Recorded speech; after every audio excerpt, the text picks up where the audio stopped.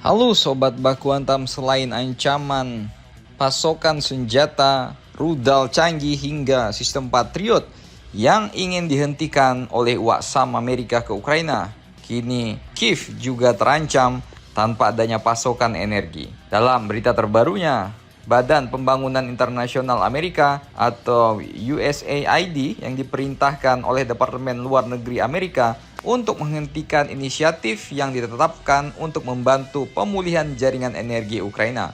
Keputusan ini dibuat oleh Departemen Luar Negeri Amerika pada minggu ini.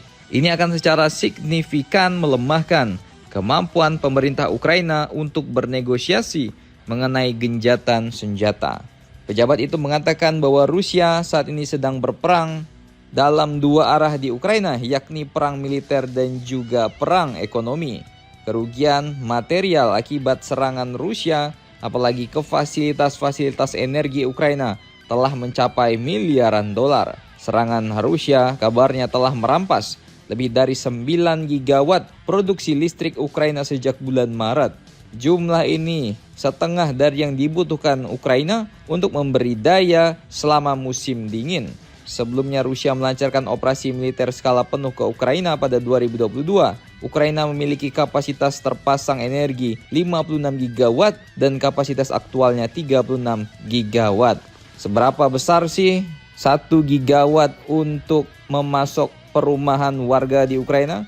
Sebagai sebuah perbandingan, 1 gigawatt ini cukup untuk memberikan daya pada sekitar 750.000 rumah secara bersamaan di Amerika Serikat.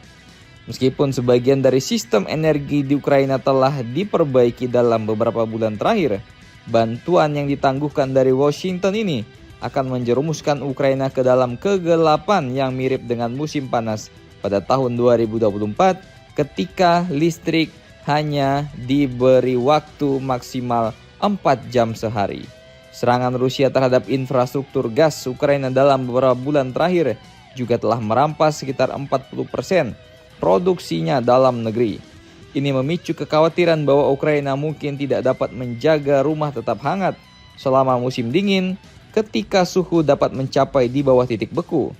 Setiap serangan skala besar terhadap sektor energi melibatkan 100 hingga 200 atau bahkan sekitar 3.000 amunisi berbeda yang secara bersamaan menyerang fasilitas pembangkit listrik, gardu induk, saluran listrik, serta infrastruktur gas. Nah, USAID ini memang telah mendanai berbagai inisiatif energi di Ukraina, mulai dari keamanan energi hingga pengembangan masyarakat.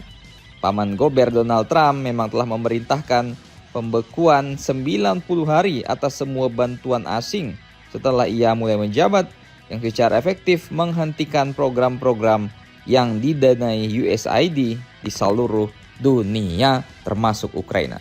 Jadi bagaimana menurut kalian? Kini Ukraina pun terancam krisis listrik lagi. Silakan komentar dan baku hantam kalian di bawah.